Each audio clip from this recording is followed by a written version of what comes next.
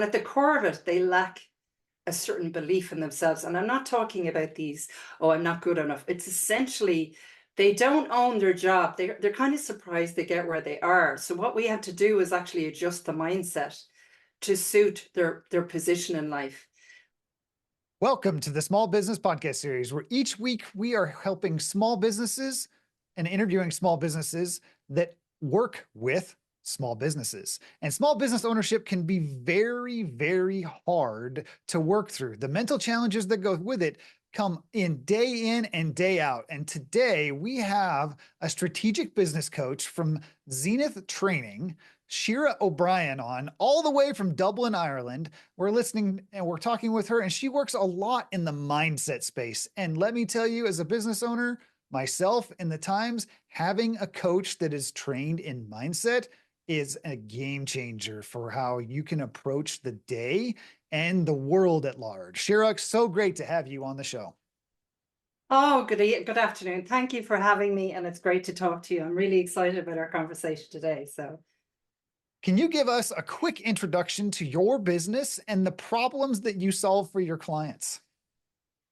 Well, if I was to get straight to the most important thing is every client wants to be able to sell what they have to offer. So my starting point is always, are you very clear about your value proposition? And I've actually worked for over 20 years working with small to medium-sized companies, really fine-tuning what their value proposition is about, and then training their team how to sell the value proposition by giving them the mindset around the psychology of buying. So that's what I've been working with a lot over the last few years, and bringing all of these things together. I've decided that actually I really understand the whole mindset, followed by messaging, and then the whole thing around how do you brand yourself as a leader. So I kind of stretch across a good few things there, but at the core of it is mindset, and how do we use language to influence and get people to, I suppose, see the value of what you offer. Shira, what inspired you to get into mindset and leadership strategic coaching?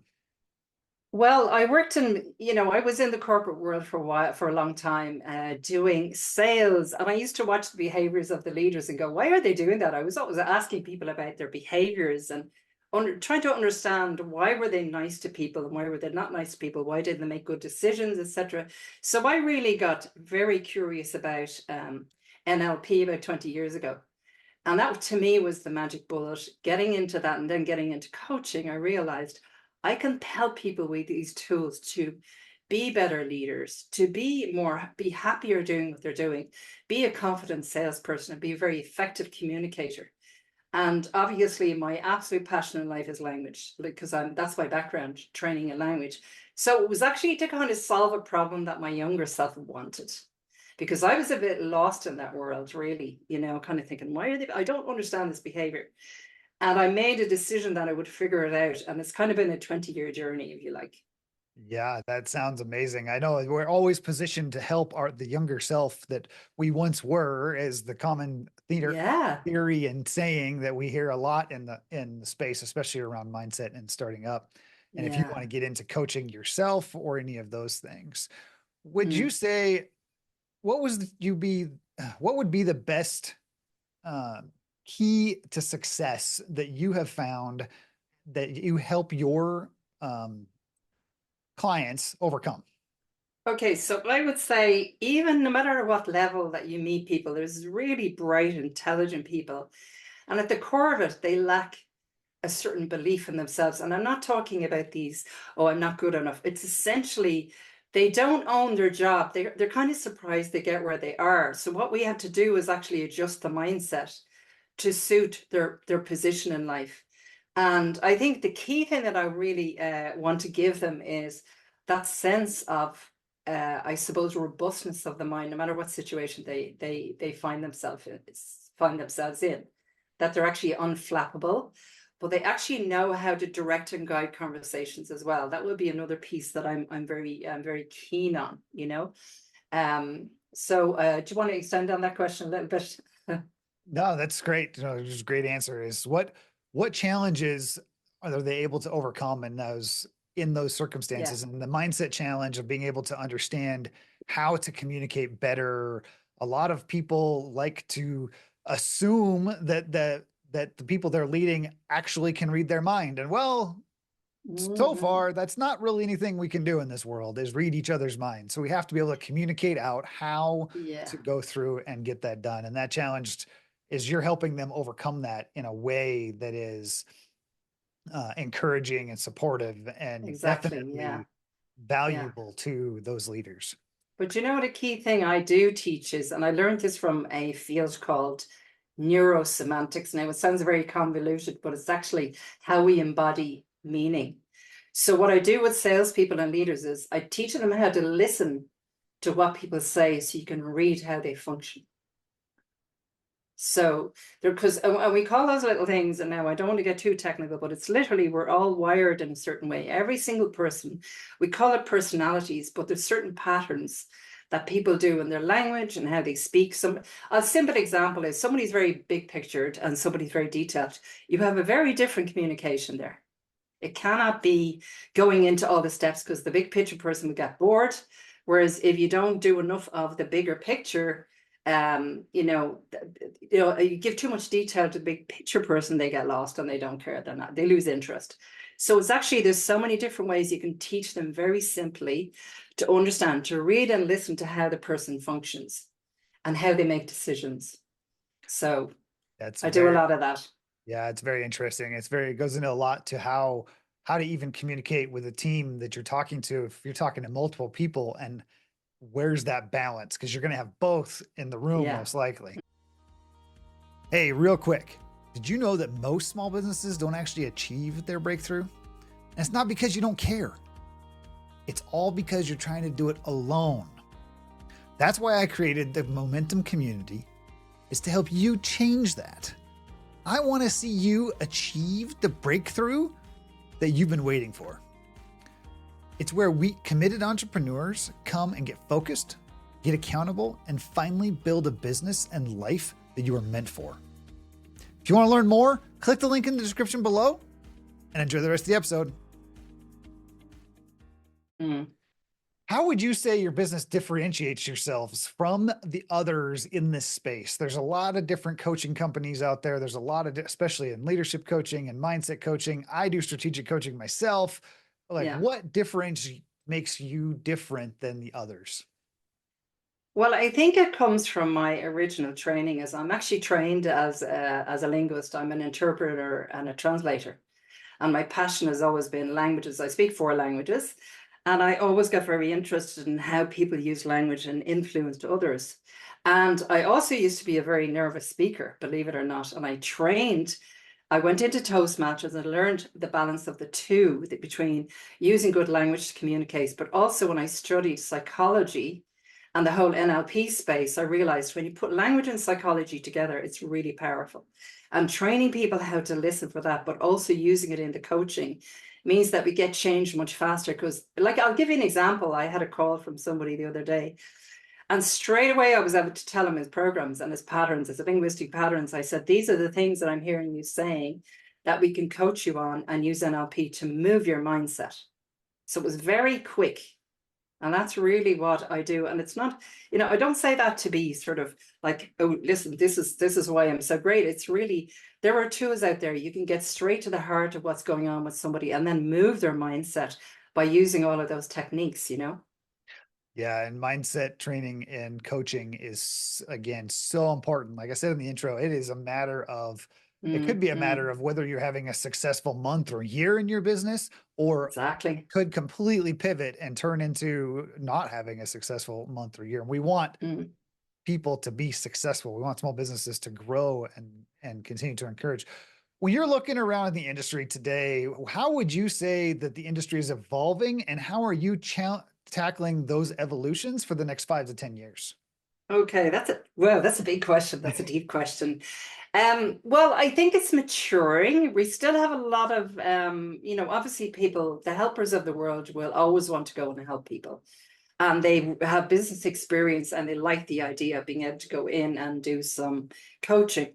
Now, what I think is evolving, we've gone through I suppose, the early adopter phase, and now it's kind of a case of people are trying to get the distinction between what is good coaching and what isn't. And is it because they're doing a lot of benchmarking, and there's, we spend X amount of dollars on you, or euros, I should say, and did we get our money back? They're looking at the measurement, the benchmarking between the coaching brought in and the impact. There's no doubt there's an adoption of coaching as an important tool skill set for managers.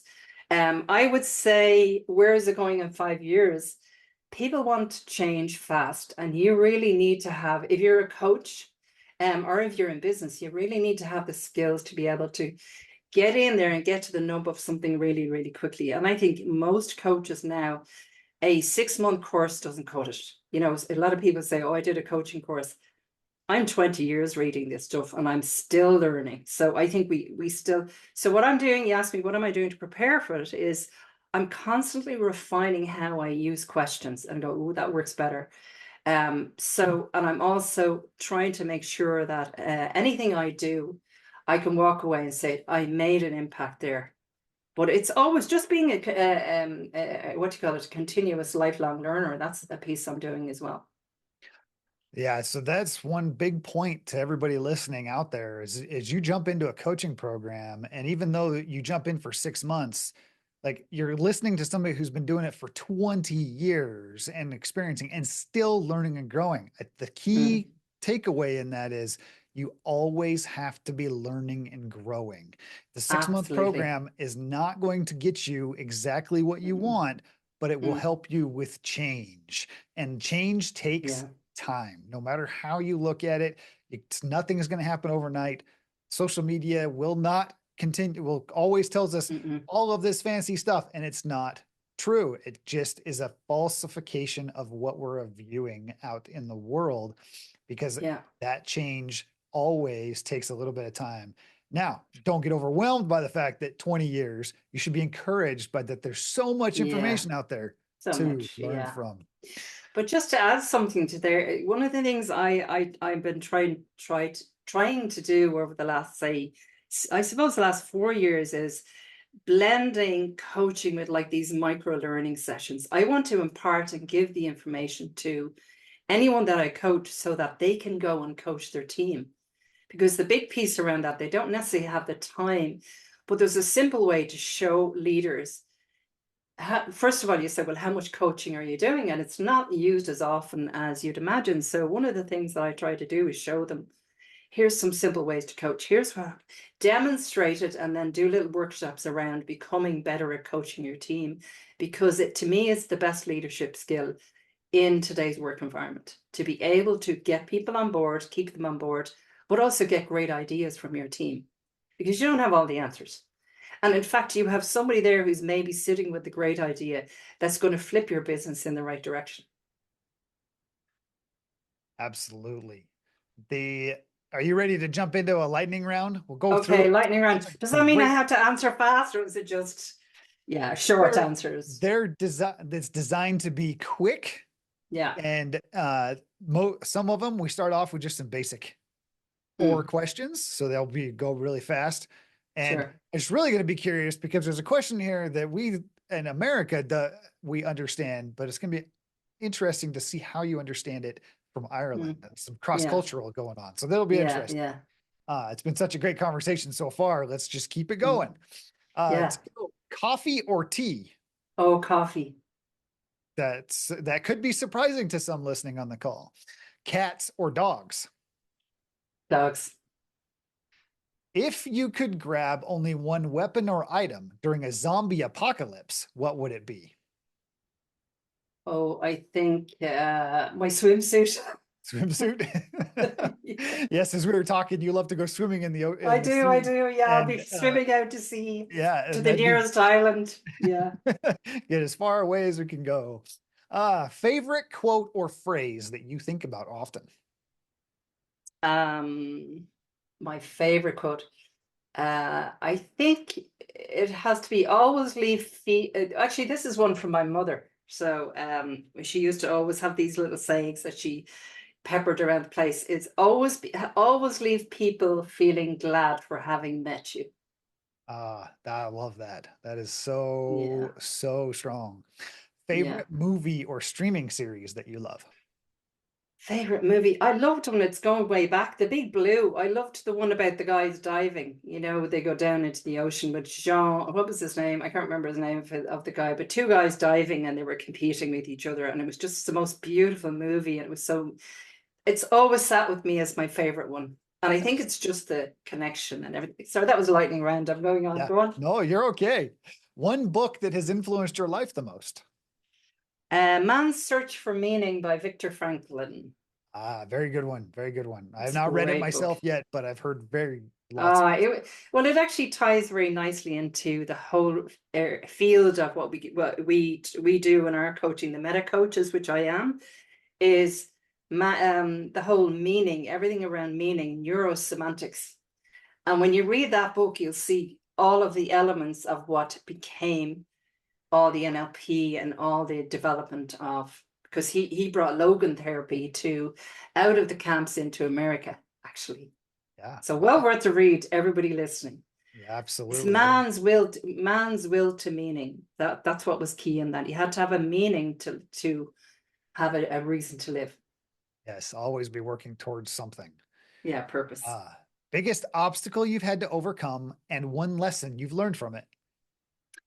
Biggest obstacle I've had to, actually, I think it's understanding people. You know, when I was younger, I really, I was very tuned into language and I would sort of take everything way too personally and think everything, I kind of had a mindset that I didn't think was very healthy for me. And I overcame it by embracing all these tools, getting all these tools so I could be just much more dynamic in social situations and just more, I suppose, kind and compassionate and understanding. We're all humans. We're trying to do our best here. Yeah, So I absolutely. lost the, I suppose the judgment of people. I really work to meet people where they're at. This is how you are, great, instead of going, she's this or that. No, it doesn't mean I don't have ideas in my head some days about it, but that's really has, I would say that's been the biggest thing and it's been the greatest gift in my life. Wow.